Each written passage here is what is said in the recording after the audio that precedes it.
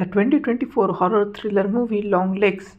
It may start as what looks to be a simple police procedure going on right there, the investigation part, and that follows a team of FBI agents in their mission to bring in a serial killer in the Pacific Northwest area.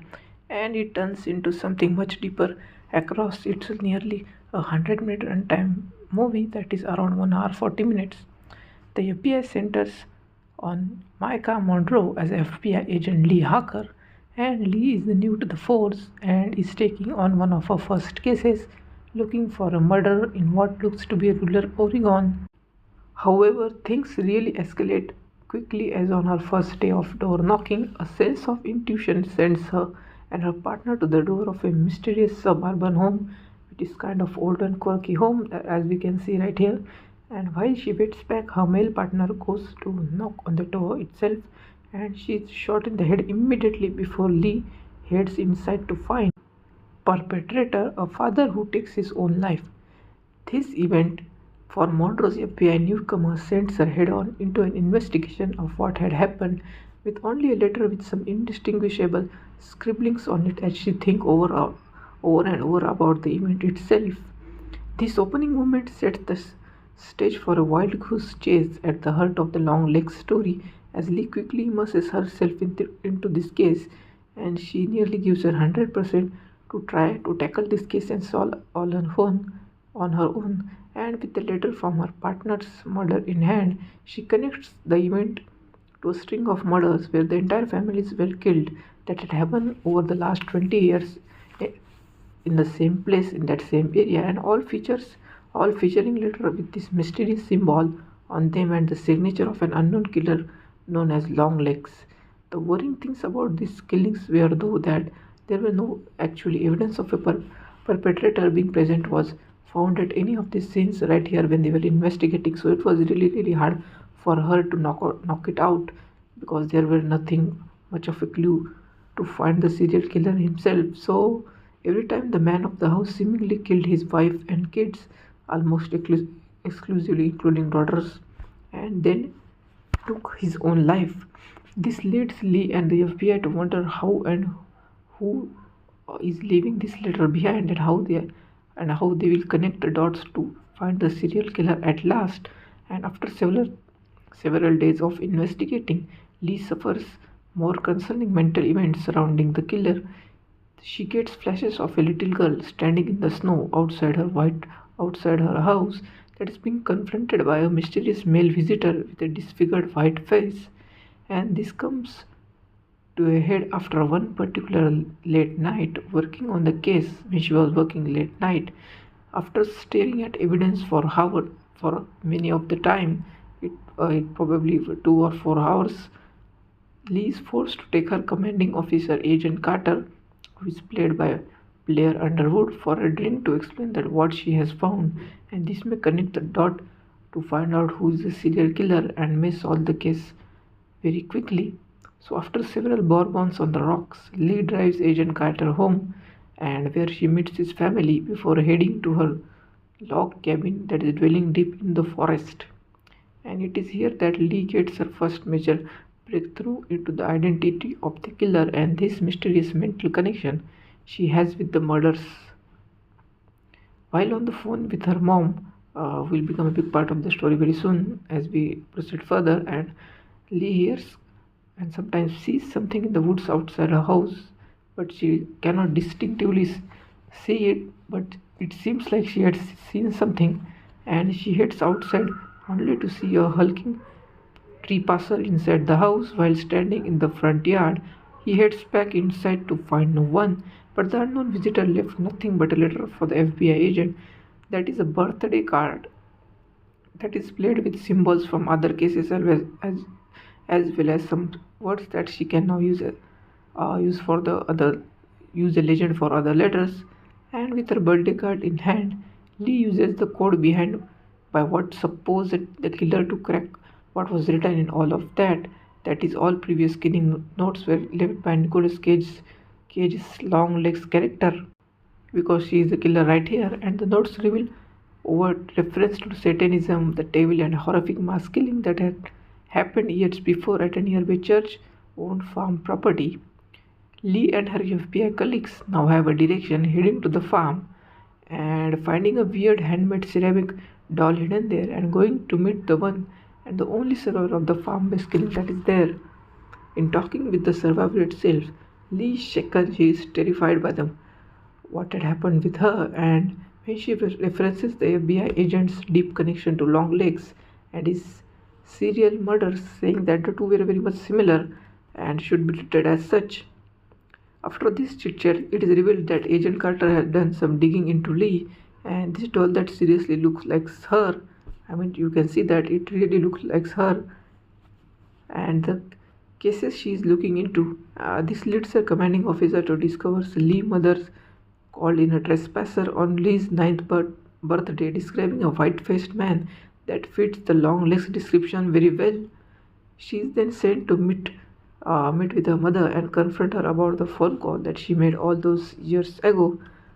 Her mom, which is brought to life by Alicia Witt, well, she says she has no memory of that day, of course, but despite that, she was being visibly shaken by the subject being brought up, and that is what when Longlegs surprisingly gives himself up.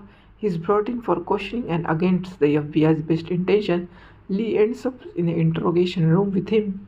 She presses him on how he was killing the families and why all of them occurred mere days before the daughter of each family's birthday. And there was a kind of a connection, as we can establish, between the serial killing of Longlegs and who he was working with, who were the members of his team, or he was doing it alone. He gives her nothing but Kate's big screen killer spouts nothing but the demonic satanist Satanist demonic persona, and exclaiming that hail Satan, implicating Lee's mother, and then slamming his face into the mental table in front of him and carving his head in as he does. You can see all the blood is splattered over the table, and you can see he's kind of dead. I mean, no movement, because he kills himself directly in front of Lee, and Longlegs is dead, and the Lee, the FBI, that is both the FBI and the Lee, they still do not know how he killed the families, or he was doing it with any sort of accomplice, any sort of team, with uh, any sort of group, satanic group that is linked to that. And what they know through is that if he is working with someone, they were likely to strike again with a date on the calendar mere days away that would complete the satanic symbol. And Lee discovered in her plotting out the dates of the murderers earlier in the movie. With Longlegs dead, and Lee and the other FBI agent head back to her mother's house to confront her yet again about what had happened on her ninth birthday, that she remembers very kind of briefly, not remembering it quite really. And in the house, Lee finds number one. However, Lee finds no one, as there was no one present in the house. However, viewers see her mother out in the driveway, shooting the FBI agent. She came with his head twice, and hearing the gunshot, Lee runs outside and see the carnage, realizing that yes, it was her mother who was one committing the Longlegs murder for Nicolas Cage killer all along.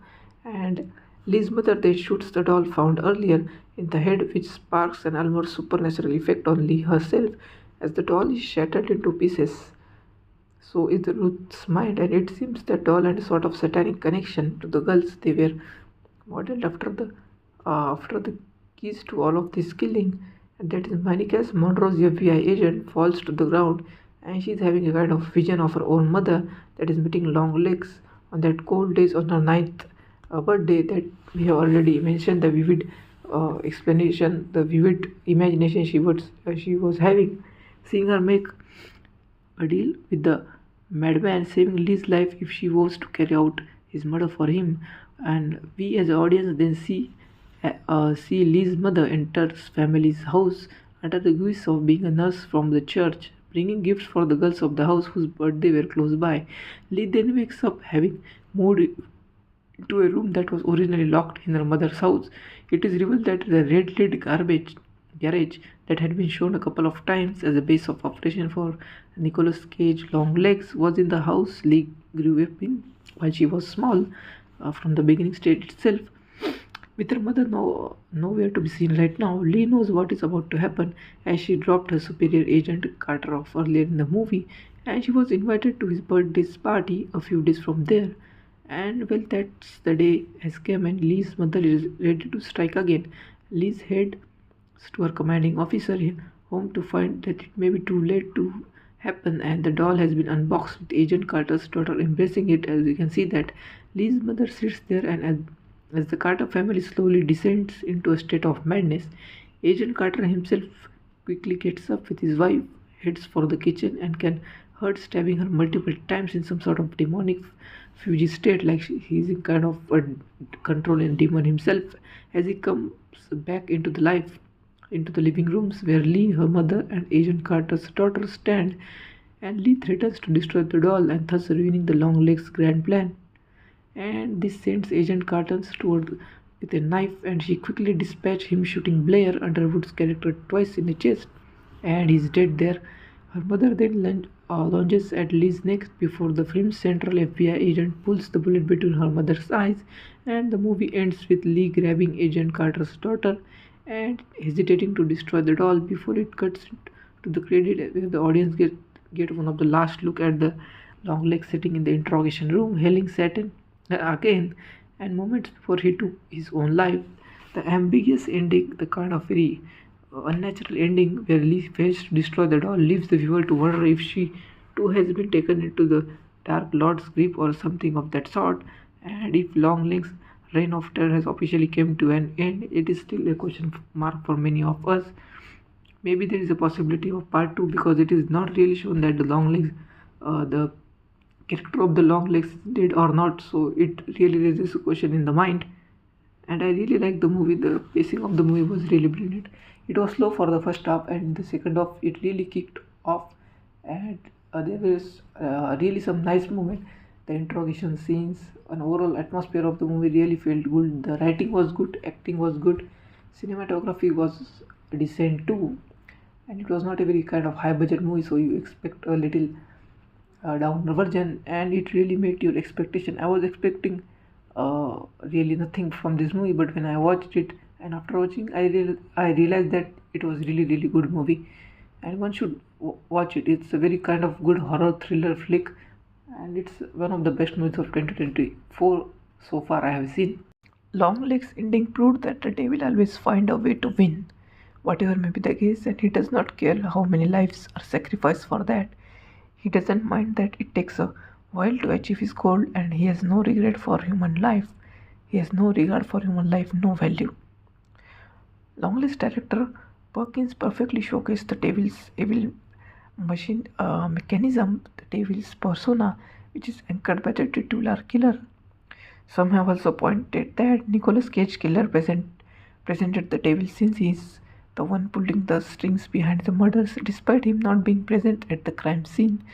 But the truth is, he's also a kind of pawn in the grand scheme of the things that takes place in the movie itself. And the movie itself cemented that the evil persona, that the devil is present everywhere and anyone can fall victim to it. Once someone becomes the victim for it, a kind of target for that, the sad truth is it is hard to escape the evil's consuming nature, and it will use you forever for his own benefit. That is what I have learned from this film. And if you like the video, please subscribe for more such videos, and do comment down what part of Longlegs do you like the most. Thank you for watching.